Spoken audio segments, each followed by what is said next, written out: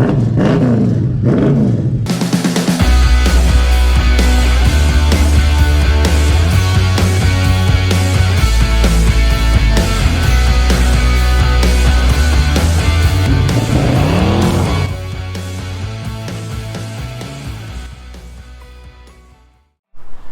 guys, welcome to She'll Be Right Garage.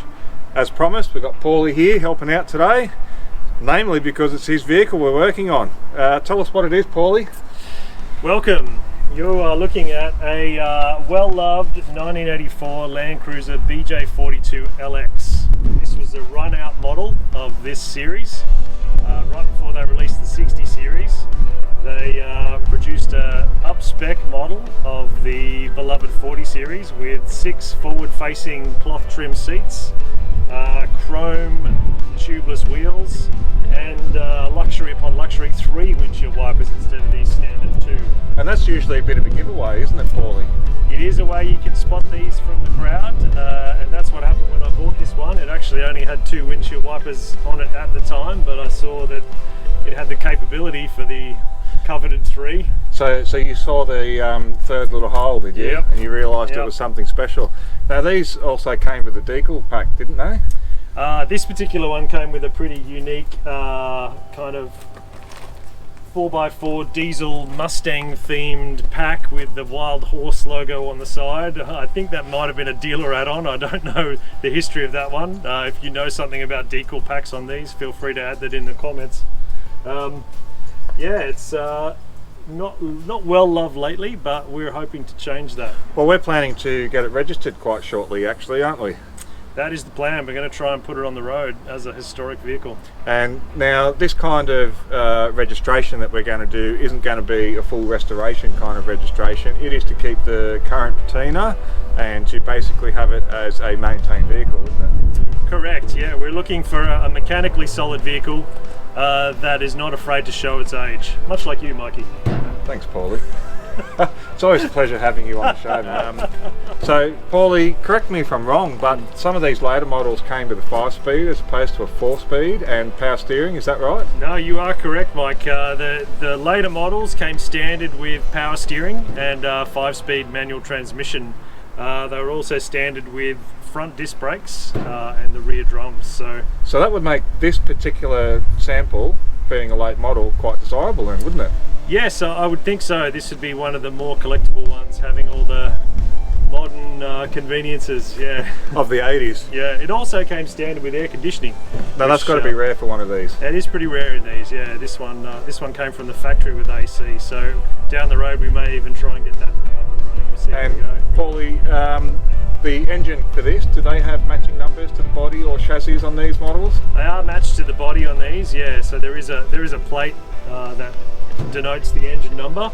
So we're going to try and keep this one as original as we can. And this is a matching setup, isn't it? This is a matching number car, yeah. That's got to be quite rare for what is essentially almost 40-year-old vehicle.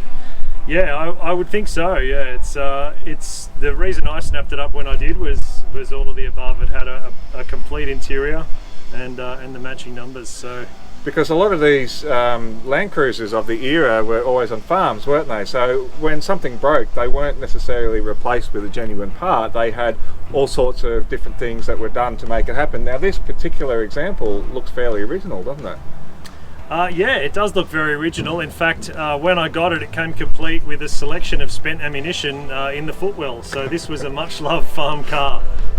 But it didn't get the farm engineering treatment, did it?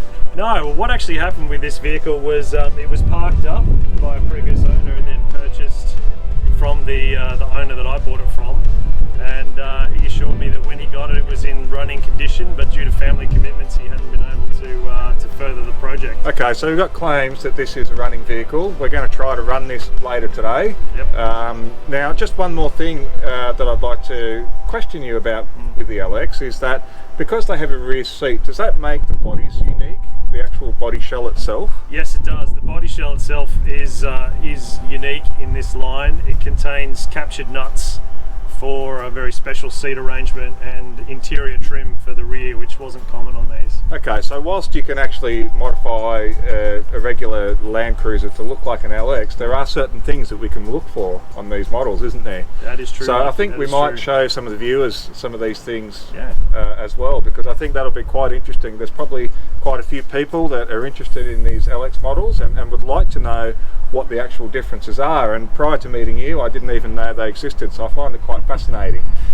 Yeah, we'll touch on some of those as we go along. We'll point out some bits and pieces that make it unique.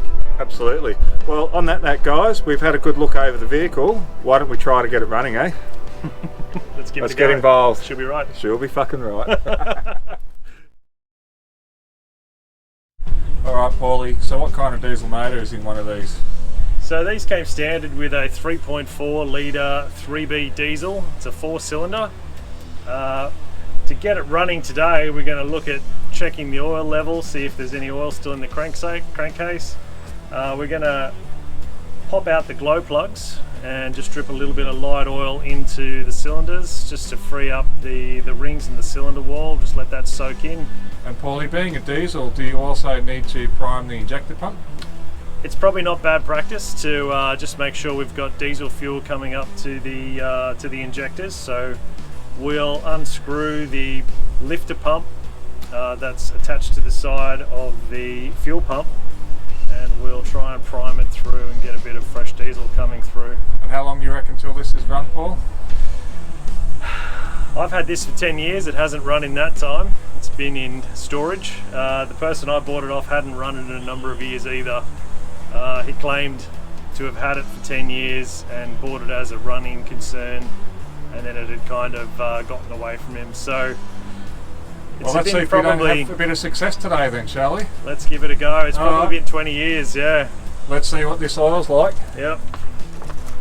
So we've got oil. That is definitely some oil. It's definitely enough to run it, isn't it? I would say so. Alright. That's a good start. That's a good start. So I reckon the next step is get these glow plugs out. Yep. So we're going to start by disconnecting these 10mm nuts on top here. I've already loosened a couple of them. Yeah, you can see that's ready to come off on the back. That connecting bar off. So that runs the current to each of the glow plugs. And then we should be able to ease these plugs out. Okay, there we go. That's, hang on, Paulie, is that a bit of water? Maybe. That's a bit of a concern on that one. What's the other one look like?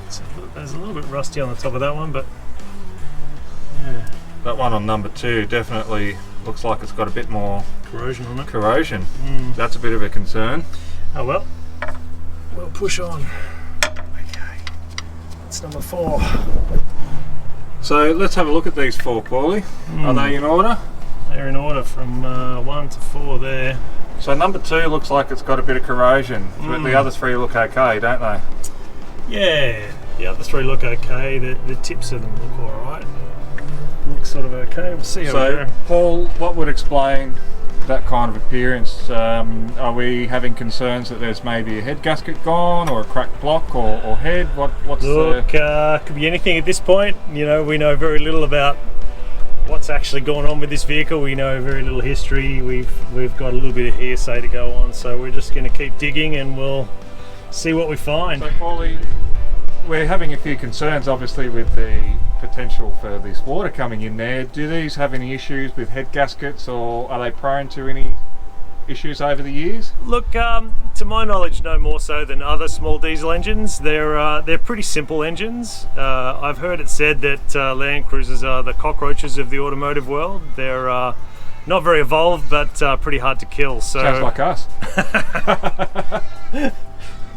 Righto, Mike, let's just put a couple of drops of oil into each of these glow plug holes. So only need a few drops. Yeah, just a couple should be fine. What we'll do is we'll just let that soak in while we're tinkering away. Yeah, I suppose we can prime the injector pump in the meantime, can't we? Yeah, we can have a little look at the fuel system while this is just sort of soaking in. Battery is a little small, Paulie, but it should work for today. See see how we go, Mikey. Let's see if we've got any fuel in the tank, eh? Righto, let's have a look.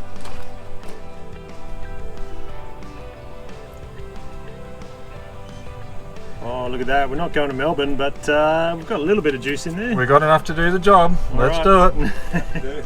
Righto, so as per the Toyota owner's manual, we're going to try and bleed diesel through to the injectors. So step one will be loosening off this bleed valve here on the injector pump, making sure that we get diesel right to the pump. After that, we'll crack open the bleed nipple on the fuel filter assembly here, and we'll loosen off the primer pump just down here underneath the main fuel pump, which is a little plunger, and we'll pump that as many times as we need to get diesel to this point here. And after you get to that point, do you have to bleed at the injectors themselves? Yes, you may need to bleed each injector individually, and that involves just loosening off this nut here on top of the injector assembly and letting diesel sort of bleed out until there are no more air bubbles. Now I can see some diesel there already, mate. Does that mean that we're looking good already? It's a good sign. So we're ready to crank him over and find out if the starter works as well, hey? Yeah, let's give it a go. Yep.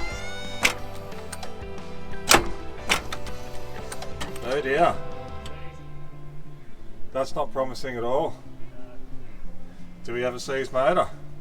Or a seized starter? That's very inconvenient that it would be seized after 20 years of complete neglect. But why is it seized? That is the question. Well, that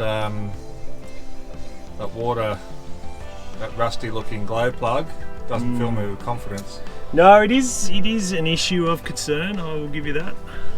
Well, I think maybe we should look at a breaker bar and try to rock it back and forth and see if we get any life out of it that way. Rightio, let's do it. Alright.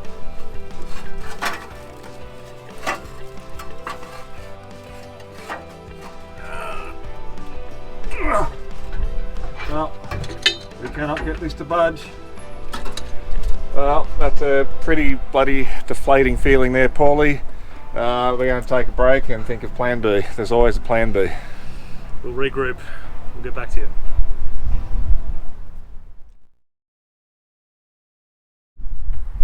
Alright, plan B. It's a desperate one. Paulie has agreed to it. Is this plan B or plan C? This is plan B. Okay.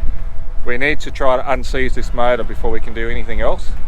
And in order to do that, we need to put some wheels and tyres on. We do have the wheels and tyres. We're going to move this wagon out the way. And then we're going to use Paul's daily. And we're going to try and drag this LX along the street. And we're going to dump the clutch and see if we get anything out of it. Wish us luck, folks. Should be right. She'll be right.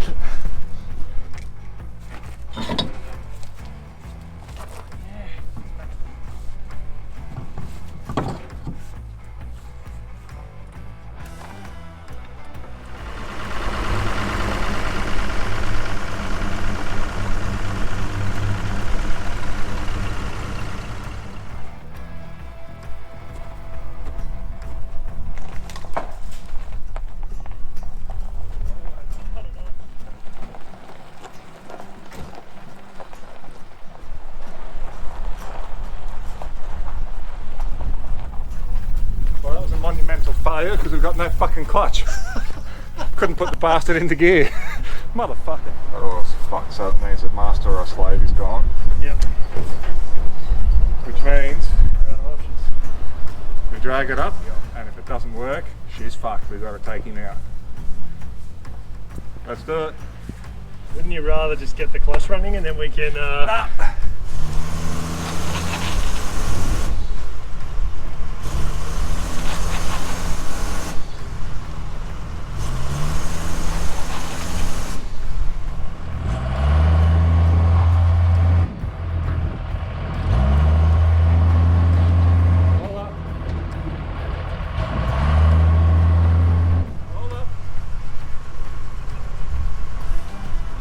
I'm suggesting four wheel.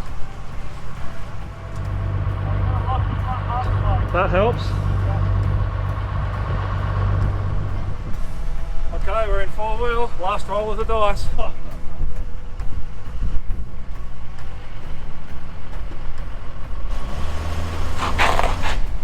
Wow. She's fucked. Try again.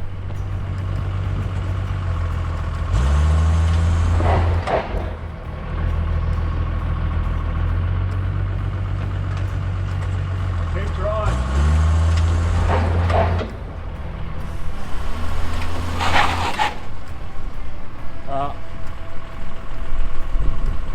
We're gonna have to can it.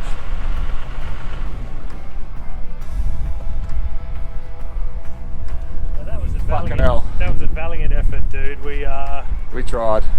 tried. We bloody tried here. But New motor time, mate. yeah, I think so. Devastating.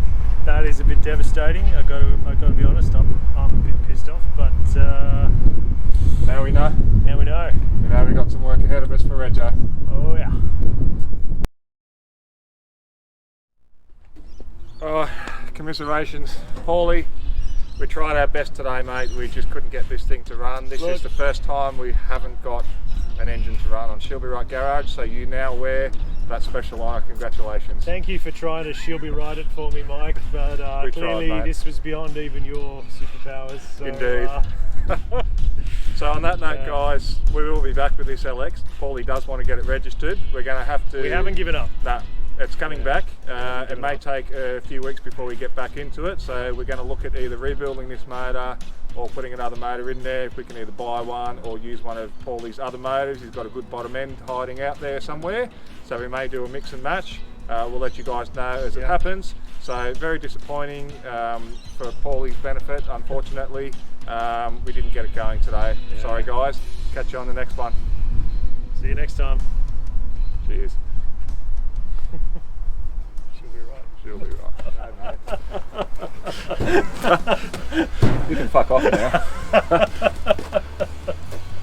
Remember where the dipstick is, mate? No. I'm looking at one. There it is. Yeah. Are you looking in the mirror again? I told you to stop doing that. I hope someone calls you out for being a bit of a pussy wearing these gloves, mate. Real men don't wear gloves. How many real men do you know, Mikey? I know myself. You got a long way to go, pal.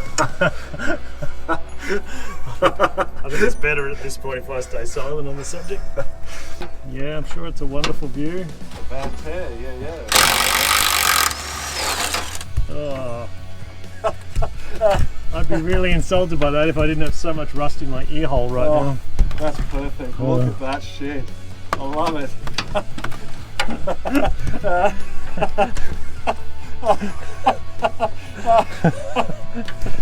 Fuck off, Mikey. Well, at least we got something running today. I gotta check if we weren't trying to start this in gear. Wait for it, wait for it. Nah, it's in neutral. Okay. Yeah.